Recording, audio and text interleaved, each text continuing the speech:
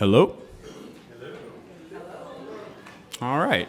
Well, welcome everybody to the award-winning Blair Caldwell African American Research Library here in Denver, Colorado. 5 points. Woo! There it goes. So my name is Dexter Nelson II. I am the Museum and Archive Supervisor here with Denver Public Library. And I want to just welcome you all to this institution to kind of set the stage for this presentation, this amazing presentation we're all about to kind of, experience together. This marks the 4th installation in this, our Cousins Gallery since we've been here, since I've been here, relatively new staff, been here less than a year. But this is the 4th installation and the first installation that features a solo artist. That artist being the amazing Chloé Duplessis.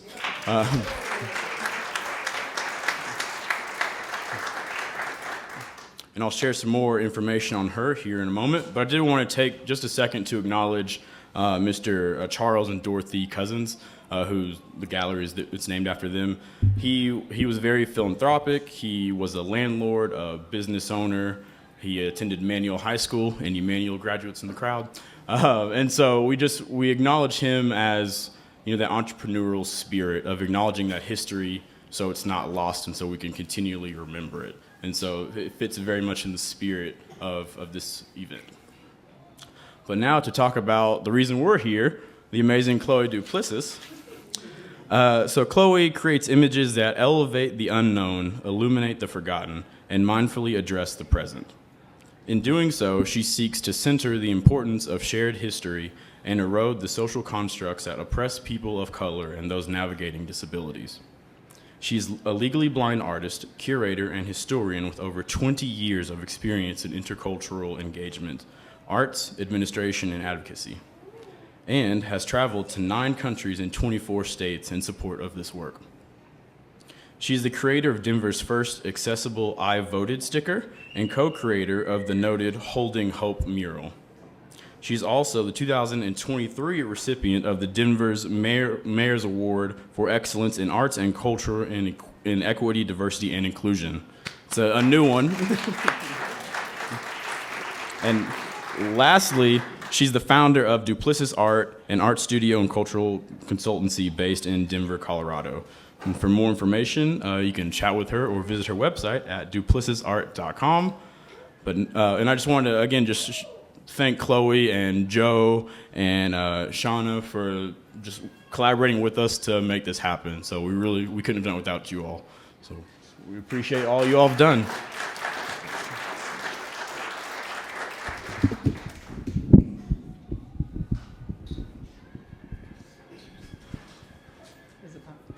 We good?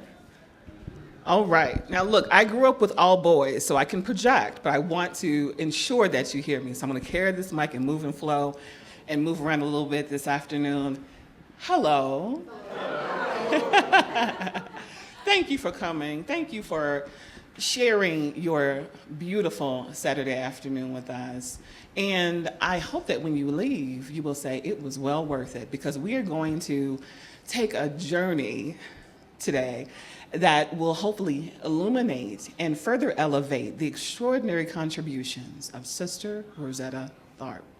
Now, for those who know my story, I am originally from the South. I am from Louisiana, and I grew up in the Baptist church. So one of the things that we used to do, which is why this was such a joy researching her show, is we do a little call and response. So to get started, I'm going to sing a little something with my mom, and I'd like for you just to answer. So if I say, I'm going to lay down my burden, I want you to say, down by the riverside, okay? Can y'all do that for me?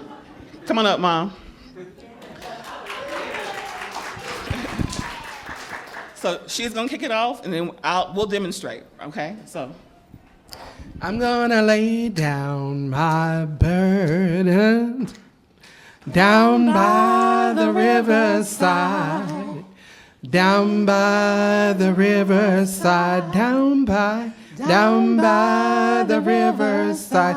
I'm gonna lay down my burdens down by the riverside, down by the riverside.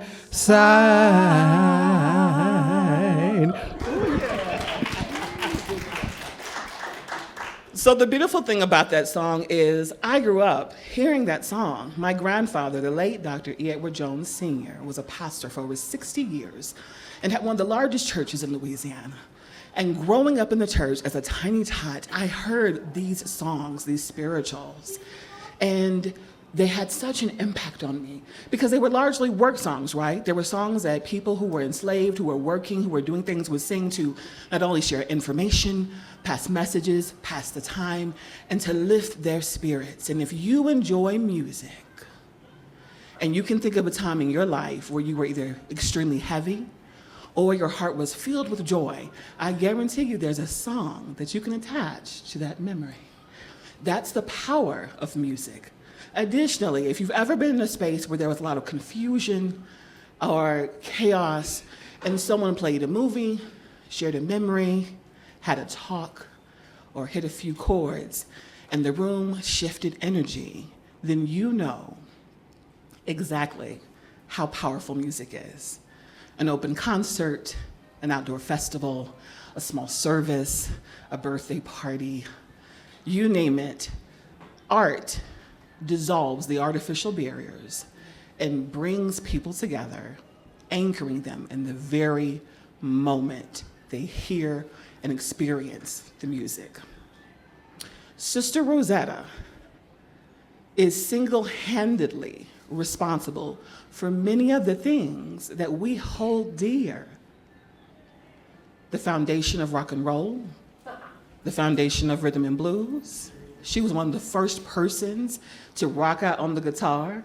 She was a sassy lady with a kitten heel honey and a well-coiffed wig. She never met a stranger, it was sad. In every room she went into, she would speak to people as I'm speaking to you, as if they were family, as if she knew them. Because even if she didn't, one of the things I've determined from researching her extraordinary life is that she knew three things that we all need: encouragement, community, and joy. And she was able to evoke all of those, to curate all of those through her work. Now, I do want to acknowledge our extraordinary team. Joe Mazza. Joe, raise your hand. Woohoo!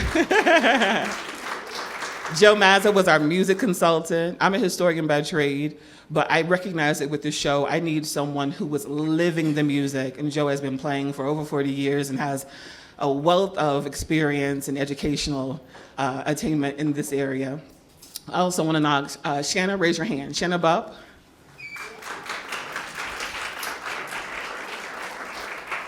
Shannah is an extraordinary friend and colleague and gifted artist, and when you walk through the exhibit, just know, even though the exhibit was my design, she implemented the record garden. So when you go through in a few minutes, just be mindful of the work that went into this. What was supposed to be a 2-day install turned into a 5-day install, as they do.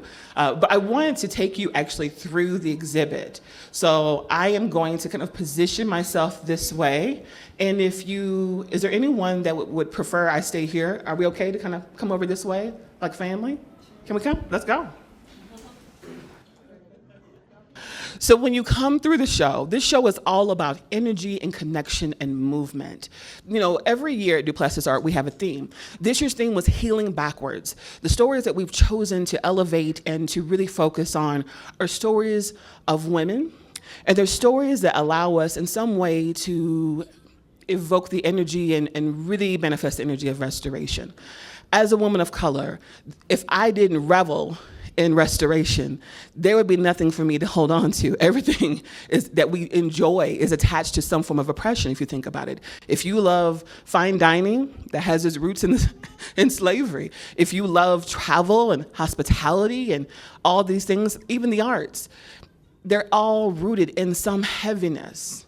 And oftentimes it links all of our backgrounds and all of our cultures. But here's the extraordinary thing that I choose to focus on. Even in these times of oppression, even in these times of strife, our ancestors made literally beams of light from the darkness.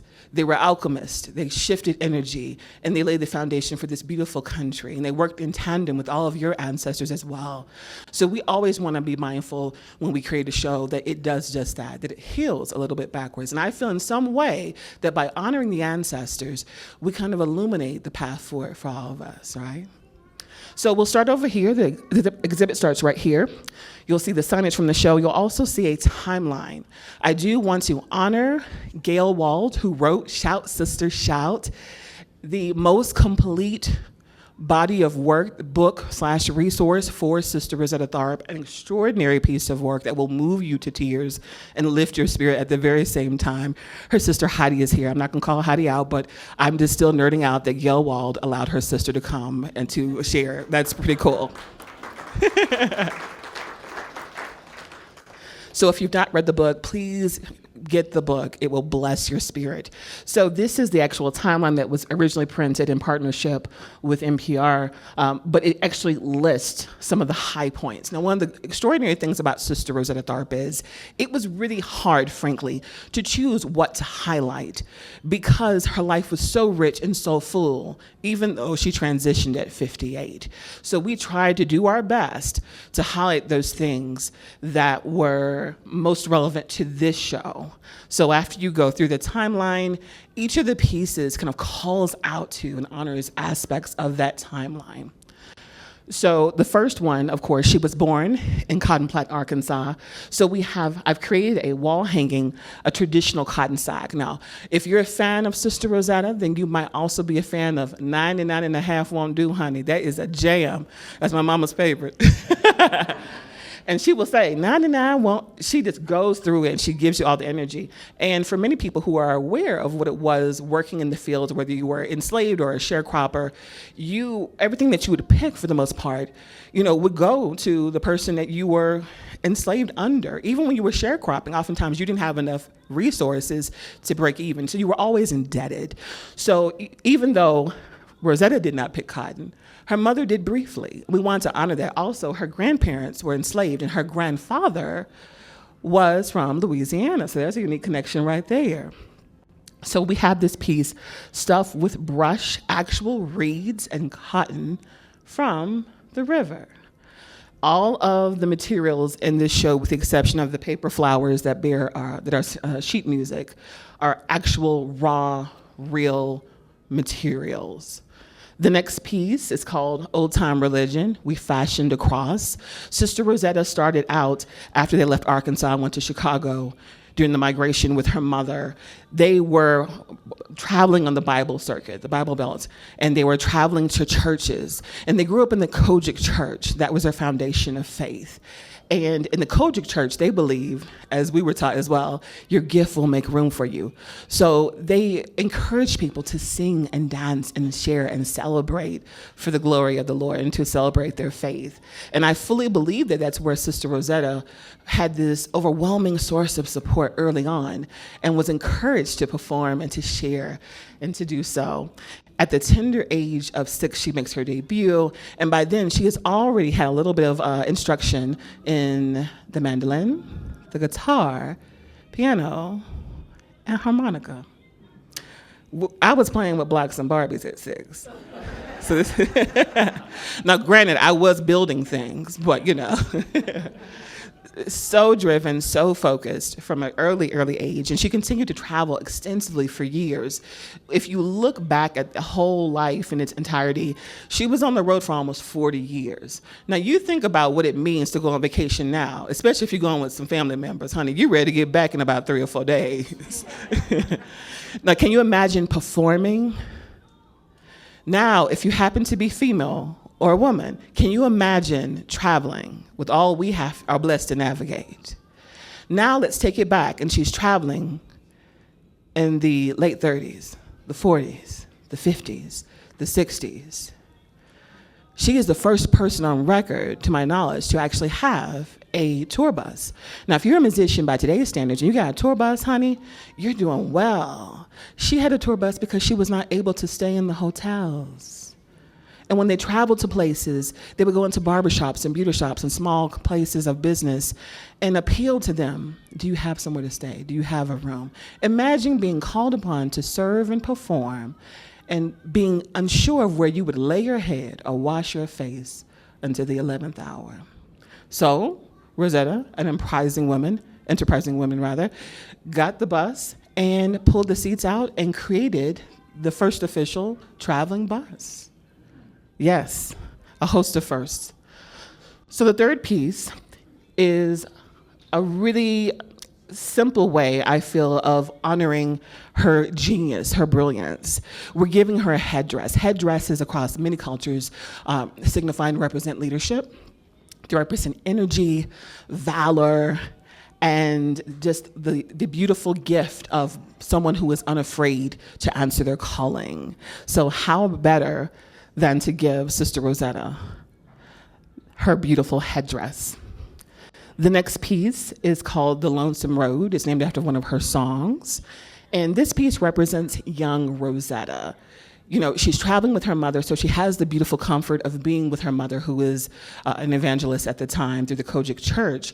But I can imagine it got to be pretty lonely on the road, always here and there. So I wanted to do something that honored that energy of where she was and really presented what she might potentially wear. They always had the full skirts. Oftentimes the skirts were to the floor. And it was a very modest outfit, but still very delicate and very feminine. And I want to hand the mic off. If I project, can y'all hear me? Because I want to get into it. I want to share some really cool things with you. You got it, John? We got it? Can you hear me? Yeah. Yay! Okay.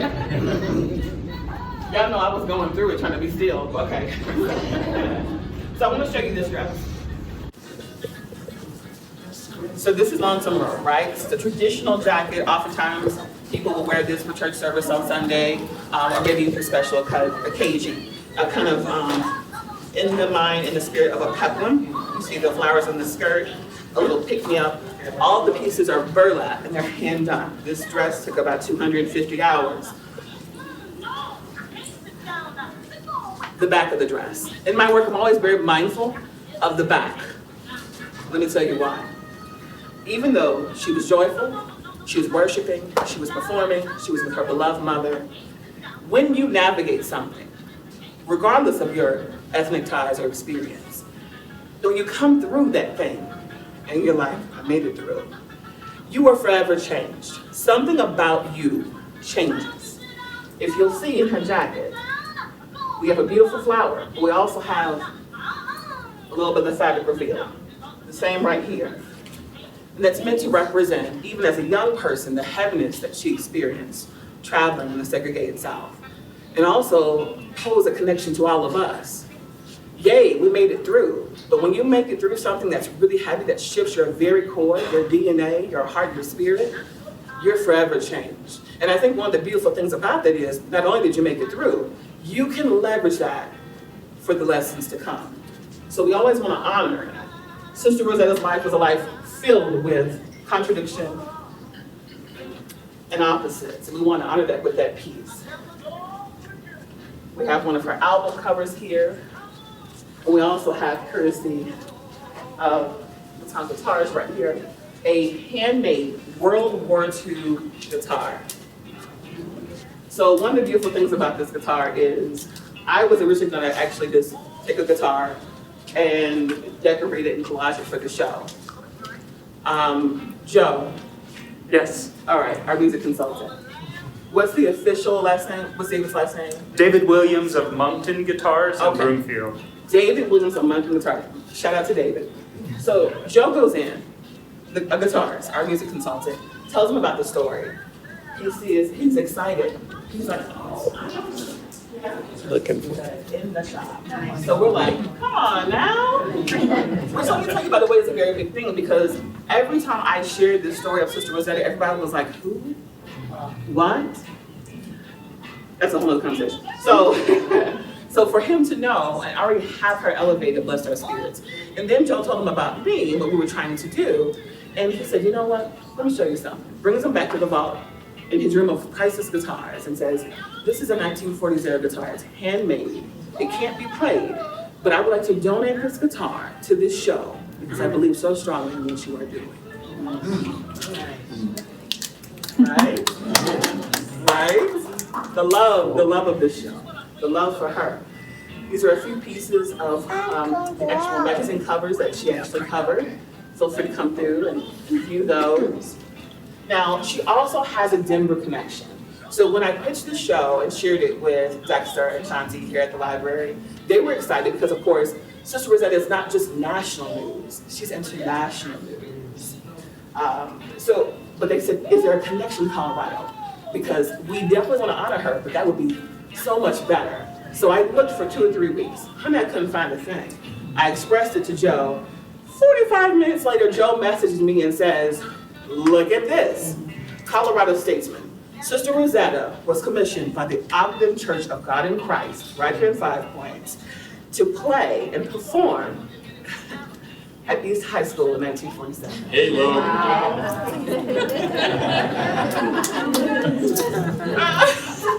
At East High School in 1947. Right, but respect for sure. So we wanted to really honor that connection. I literally sent my voicemail when I was just like, send. So, we just want to honor that connection, and it just feels so good to honor the connection right here in 5 Points where the church originally was, and where we had that direct connection to East. So that's why you see the curtains here. The curtains are not just decorative, they're meant to actually create the feeling of the stage for 2 reasons. To honor her performance at East, but also to honor the fact that during World War II, Sister Rosetta supported the war effort. She tried to mobilize people, encourage people to work together, and a lot of people are unaware of her contributions. So she was an extraordinary citizen who, even in a season where she was denied basic human rights, was still saying, let's band together. And because I am losing my vision in real time when I do my shows now, I no longer have a PowerPoint or an outline because that just doesn't serve me. But because I know the work so well at this point, my shows, I can create tangible markers. So I know by sharing this with you, by seeing this curtain, I know how to share the information with you. So that's what we have the curtains right here. Additionally, once you actually go through the exhibit and stand back in the hall, it should look as if she is actually performing on stage, and that's very intentional, honey. Because her life was filled with layers, like most of ours, and we want to honor those layers. Speaking of layers, this piece is a Braille piece, and this piece is actually, if you are visually impaired, we'll have some tours coming later in the summer. The show runs until the 31st of August. If you run your fingers through the boxes, it's the exact timeline sighted people can experience of France. And as someone who is going blind in real time, I wanted to honor the fact that I believe everyone should be able to experience my work and the art. And I did not want people to feel as if this was yet one more thing that they had to either hear or feel without hearing, seeing, or feeling. So that's what this piece represents. You'll see the painter's tape going around the boxes. It's meant to evoke a maze. Oftentimes when you navigate disability, it feels as if you're in a maze where it's challenges within the system or challenges within your own personal journey, or if you have a gradual disability, what that new normal looks like to you. And as we all age, even if you don't have a disability, things just shift. Life is about the shift. So this piece is a piece that's meant to really bring people together. It is the main piece that you can actually touch. You're welcome to touch it gently. Also, these, does anyone know what these are?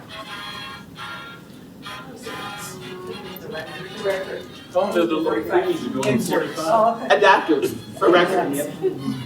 All of these are from records from the 1940s, 50s, and 60s that make up the record garden. In my shows, I like to have threads and themes, so things consistent like the burlap, the fabric, the brush, the records. You may come through one time today, and then hopefully you come back at some point during the summer and you completely miss something. You're just like, oh, whoa, is that intentional? It is, and you're welcome. It's my offering, it's my gift to you and Rosetta. But I want you to come through and experience this piece. I use painter's tape because if you look at the definition of painter's tape, it specifically says It is a sensitive tape that is meant to hold pressure and protect. And when you use painter's tape, you're blind, of course, the base of something because you don't want it to get dirty. Because what? It's messy, right? Well, not only is disability messy, life is messy. So do you just want to keep the tape up? That's no way to live, right? You gotta find ways to navigate and go in between. And occasionally, the joy is represented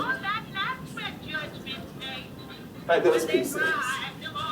And depending on your journey, you get to a point where you become an alchemist. You become someone who's a manifester. You believe so deeply that I'm here for a reason. You are.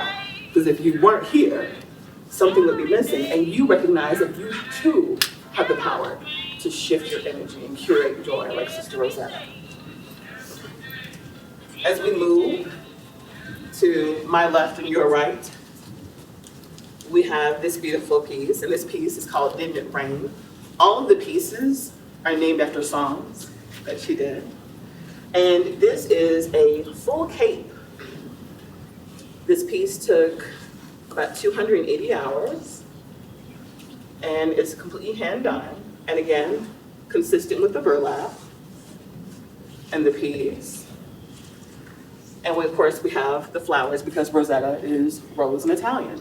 And I wanted to, if you've ever seen pictures of her at the train depot in the UK when she first went there and shifted culture for all of us, she has on this really sassy ivory coat. The wig, honey, is on a tilt. She has a Kid Hill situation. And as soon as she gets out of a horse-drawn carriage, yes, quite the show person, and begins to play, it starts raining. And what does she play? Didn't it rain? Didn't it rain? That experience, that performance is so important because if you follow the timeline, she was there in enough time to directly influence Stones, Beatles, Clapton. So when I found out that this woman not only laid the foundation for rock and roll, rhythm and blues, took gospel to the mainstream, and also had a hand in the British invasion, I was completely just engulfed in this feeling of overwhelm and joy and emotion. Also fabric, because I was in my studio, and I just began weeping, and I told my husband, I said, I don't even know if I'm worthy to carry this person's story. How could someone do so much for so many and remain unseen, unheard? To which he replied, isn't that why we're doing the show? And if you know Sean, that's very simple. So I was even more invigorated to continue creating and working and making this show something that hopefully, on some level, posthumously, would do her justice. So we have this chair, and this piece is called Sit Down, Honey. Because we've all been in seasons where we wanted to tell other people, please go get somewhere and sit down. As our mom would tell us as children. Or there are seasons sometimes when I feel, based upon your own belief system, that you feel called to be still, to stop questioning, to stop moving, to stop doing things, to sit down and be in that moment, and to allow the energy to flow through you so you can get the lesson and hopefully not repeat the lesson, right? So that's what this piece is about, sit down. You're also welcome to touch this piece. It represents all of the fabrics used in the entire show. I use twine in all my shows to represent our beautiful indigenous sisters and brothers. It's super resilient. I use the burlap because it represents people of color for me. As someone from Louisiana, based upon my research over 15 years, enslaved persons oftentimes had to wear burlap, right? And it's rough, and it's uncomfortable, but it's resilient. And when you pull it, it doesn't break, it just adjusts. Now, as a woman of color, I am living and hoping that maybe not in my lifetime, but in my child's lifetime, there'll be a time where she won't have to adjust. But I know it's only through experiences like this with all of you in community can we get to that point. This piece is called Shout, Sister, Shout. Right. And it's a collage of beautiful images from her journey. Every performance I've experienced with her There's a broad smile, the dimples, the joy, the movement, the energy. She just evoked such joy. Even though she was going through a really tough time at certain seasons in her life, you would not know it. Every single performance, she gave her all. You also see chicken wire throughout the show. Let me tell you why we're using chicken wire. She was born in Arkansas. I was born in Louisiana. If you were born on a farm, if you're picking anything, there's often chickens nearby, right? Also, chicken wire is very deceiving. It looks very inviting and engaging, but honey, if you catch one of those ends, you'll have something to cry about.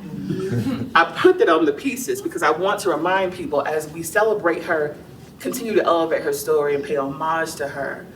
Also be reminded of all the ways where I truly feel if she were not a woman of color, we probably wouldn't be having this show. The erasure was real. To have that kind of impact and people still not know about you in 2024. It blows my mind. So that chicken wire is there to represent that, but also to represent how we all, on some level in different seasons, feel the constraints of it. And then we have the whole.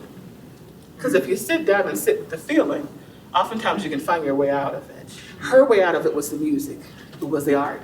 And she traveled the world extensively when people weren't even traveling. It's a testament to her legacy. You'll see the cotton. Cotton is consistent throughout the show. You'll see a handmade flower here in the fabric to represent her garments and her showmanship. And it's on a wooden plank for that piece. When I started out working in the arts about 20 years ago, I started out in photography, ironically enough. And I went to college in New Orleans and lived in New Orleans for 10 years, and I documented that entire season with photography. Then in my work, when I worked in government and higher education, I shifted to digital. And it was a blessing because even though I was losing vision, because digital can be expanded, I was still able to actually see things in real time. And in this last season of my condition, I have Stargardt disease, which is a rare genetic form of macular. As I continued to lose vision in real time, I recognized about 2 years ago that I would have to shift to fiber if I still wanted to show up in a way that was true and authentic to me, and I prayed about that as well. So what you see a little bit of the beginnings, kind of the middle, and you see where I'm currently working, and the shows moving forward that are honoring people for the next several years will largely be in fiber. So it's not just honoring her expansion and her journey, but in some way it's documenting my journey as well. Also be mindful, whenever you see holes in the work, depending on where they're positioned, it's because in my eyes, I'm losing central vision. That's where I have shadows. So you are now thrust into my experience. You're no longer coming to see me, you're a part of the work.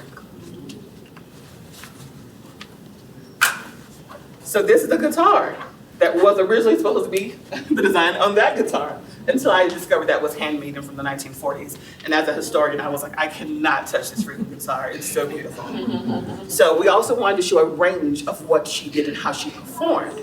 So while she would have started out playing something very similar to that piece, she, of course, is best known for the electric guitar and for rocking out on the guitar. She could also play melody, which is apparently very hard to do, and accompany herself while singing. So crafted, so skillful. So this piece has a number of beautiful images of her. I took her face and separated the face very intentionally because I was trying to really think about, as I was reading Caldwell's book, deep into the story about how she had to perform and navigate when she performed for the Cotton Club, and they wanted her to be hike it up here and do this and do that, and she was like, no, I'll perform, but she was super modest. She kept trying to shift her energy back to what she do. I was trying to position and really think about what it might have felt like to have this gift that you know is a gift, but everyone is telling you it's a gift, but we want it this way. We want the thing that you're doing, we just want it to be done the way we want it to be done, and what that might have done to her spirit. So the face is separated, because sometimes when we receive news or we are bound, it feels as if the spirit is fragmented. And then we have pieces here, we have guitar picks for those who are musicians, and of course it's covered with the chicken wire. This is an altar. Oftentimes when people lose their lives in a senseless way, there's something outside that marks them. We wanted to take, this is the actual case from that guitar, just as old, which is really cool. And we have mementos here from the space. Every piece was created just for this. I just wanted to check tambourine. It still works. But again, you'll see the layering of the colors the layering of the colors, even in the tambourine, everything is very, very intentional to make sure that the color story is intact, that you have a really beautiful sensory experience, and that you feel that you are now engulfed in a part of something by the time you get to this part of the show. This is one of her records, one of the first recordings. We wanted to share that. It's just so cool. She recorded mainly the majority of her career with Decca, and then she was about to record with Savoy, correct, Joe? Yes. Yes, yes. Actually, she was about to record with Savoy right before she passed away. Yeah, right before she had her stroke. So this piece is a really cool piece. I like this piece. It's called Frequency. Now, I'm 44, so I grew up in the 80s, and it's a little bit of a graffiti, frequency, energy, all of that. But I also wanted to create a piece that brought together different layers and levels. The piano keys on this piece are from a piano that dates back to the 1930s. And honey, it took me almost 2 months to get these keys. And this is the last piece I made because these keys came in 3 days ago. Yeah, you talk about a sweaty forehead. So, and when they came in, Sean brought them up to the house and I opened them and I was just like, the keys! I lost it. I was just so excited about these keys. So people know her for her guitar work, right? But she also played a mean piano. So we wanted to honor her artistry and all the ways that she chose to show up. And because this piano actually was available around the 1930s and 1940s, if it were in a small church or a small home, she could have actually played on this piano. Additionally, because they are real keys sourced from a piano, think about the energy, right? The songs, the stories, the celebrations, the sorrow, the happiness. That's, again, the theme, the layers of music, power of music with these keys. So we start out here. This represents her. It's kind of going up and down. There are times where she feels supported. There are lean times, like for all of our lives. And then over here, it just goes haywire, right? It just goes haywire. And when you have a song that you love, love, love, after you've played it for like 40 times, there's a point where you're so connected with that song, you don't care who hears you. You could be at a traffic light, you could be in the grocery store, you're just like, all of that, right? Because that's your jam, that's your song. And with her music, almost every song that she created, literally months in, I found myself just saying, just like that. And the capacity to appreciate her just grew and grew. And when I thought that there was no more room, it continued to grow. My old friend, the chicken wire, let's be mindful. So this is kind of where we end the show in terms of her life. She passed in 1973. So here's the thing about that. Sister Rosetta took sick. She was playing a festival overseas. UK really supported her in a time where she was not getting much support in the US. You know, after Elvis heard her and after a number of other people, Chuck Berry and people who were influenced by her, kind of adapted her style literally and had great success. There was no room once rock and roll became the sport of choice, the genre of choice for attractive young white men. There was no room for an older black woman. So she found herself in a space where, you know, her gigs were kind of drying up, and it wasn't until a young British man who was a big fan called her to actually tour. She went over there and she got the love that I feel I'm so glad she actually experienced that would have been really cool at home, but she got it over there. They adored her. And it was the first time, back at the depot, that people actually saw a person of color. Now keep in mind, a lot of people have never seen black people. They've heard records, they've seen images, they've never seen black people. They haven't seen black women. They haven't seen plus size black women, honey, standing just like this, shredding the guitar, putting their back into it, and the wig's not moving. They haven't seen that, which is hard to do. They haven't seen that action. And they're just enthralled, and they're chanting, and they're supporting her. So I really feel on many levels that she changed the frequency of music, because she did. So that's the final piece in her story. Posthumously, we want to honor her, because when she passes away, when she gets back here, she is playing and recording. Her mom passes away. And when you watch recordings of her, those performances after her mom dies, who was with her for the majority of her life and super supportive and kind, you can actually hear her talking to the audience in Copenhagen and different places and saying, literally, how much she misses her mother, how her heart is heavy. Talking about depression openly, talking about energy shifting openly, talking about her faith. And you also see her playlist kind of change. Whereas before she was kind of rocking out, she was getting people together, it was old school spirituals, the gospel. A lot of the later performances are heavier on things of going home, flying away, different aspects of that. I frankly believe that she was weary, it taken a lot on her toll, on her soul. She ends up having complications with her leg. Like many people of color in that time, she didn't run to the doctor because, one, you couldn't access the doctor early on, and then when you could access the doctor, you didn't have the best care, and they end up amputating her leg. 6 months after they amputate her leg, where is Rosetta? Playing, shredding, literally posted up with this one leg, honey, and this wig and this coat, doing her thing, bringing joy to people. There are even accounts and records of her literally scooting around on the floor in this church dress, bringing joy to people. It was the only thing she knew to do. Additionally, at this point, she is now married, she's on her third husband, and he is quote unquote her manager.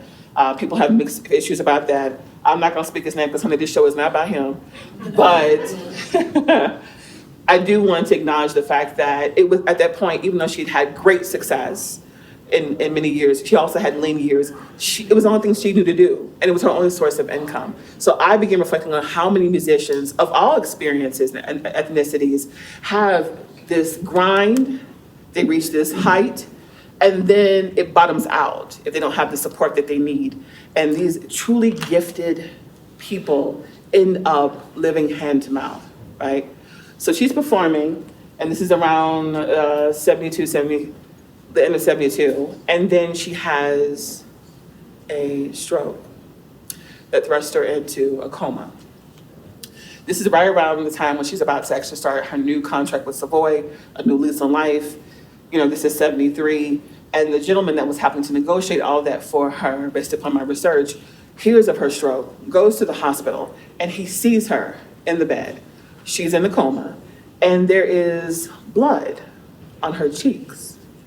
And he is livid, and he expresses his disappointment and his concern, and he's looking at the people in the room who are completely numb, likely probably people who have been living off of this woman for so many years, including her husband. And he is just saying, what are we not do? How can we help her? Do something, do something. And in his mind, he's thinking, this woman who was so well put together, who gave her all in every single performance, who prided herself on being clean, honey, as a board of health and doing all these things, in her last days, why is she here in this space? Now, Marie Knight, who was also her partner for a season and destroyed many, many beautiful records with her, at this time, Marie hears of her passing and comes back. Marie comes back after Sister Rosetta passes away, and to honor her former partner and friend, she does her makeup, dresses her, does her hair, and presents her, because based upon her testimony, she wants the world to remember Sister Rosetta the way she lived in life. Sister Rosetta is then buried and has no headstone on her tomb for over 2 decades. So she died in Philly in 73, and unless you knew of her, you didn't even know where she was. It wasn't until a group of friends got together many years later, did a benefit concert, and put the headstone there. So if you go to Philadelphia now, you can also see the house where she once lived. But it just had me thinking about this half-full church of people to honor her when she played stadiums and arenas. Literally, she was the first person on record to do arena rock when she had her third marriage and played a gospel concert. 25,000 people show up with wedding gifts, TVs, cakes, silverware, and they're bringing children to see her get married and to see her play guitar in DC. Again, another extraordinary first. So it made me think about all the ways in which we show up in life and the ways in which, towards the very end, we can only hope that we are surrounded by people who care enough about us to ensure that we are seen externally the way we hope to have been seen, through our service, through our commitment, through our artistry. These are some clippings from magazines, from Decca Records, some really cool memorabilia and pins. Feel free to come and enjoy it. This is the closing piece of the show.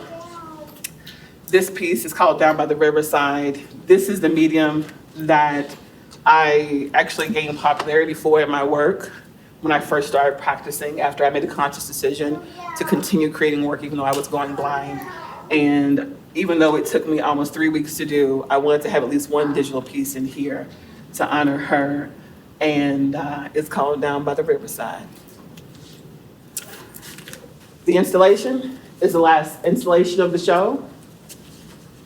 And this is called Can't No Grave Hold Me Down, which is one of her most popular songs. This dress took over 300 hours to do. She is standing, in a record garden. And yes, the music is coming from her dress, honey, because wow. So this dress is a composite of 7 dresses that she would have worn in her career. I researched all of her performances I could find, and it's a composite of that dress. But it's a little bit more sassy, because if she were here, in a futurist way, she'd be allowed to be a little bit more sassy while still being the church lady. So it falls to the floor in the front.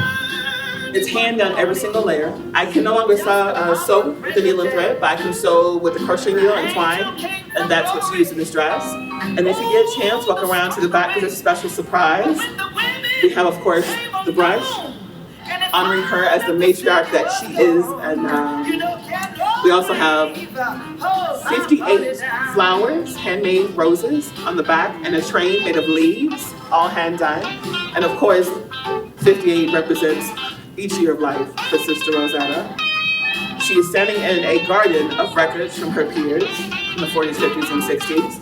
It's meant to represent that even though she wasn't honored fully in life, in some way I'm hoping to give a little bit of joy and restoration as we celebrate her in the now. Thank you.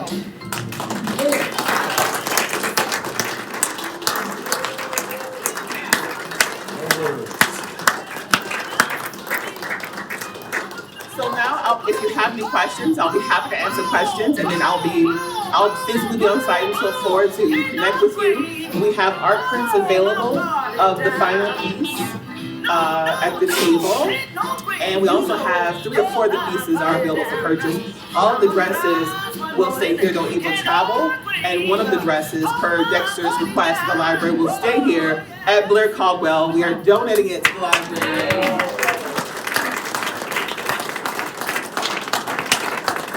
We're donating it to the library for educational purposes so that beautiful children of all backgrounds come through and that they are well acquainted with the beautiful story of the godmother of rock and roll, Sister Rosetta Tharpe.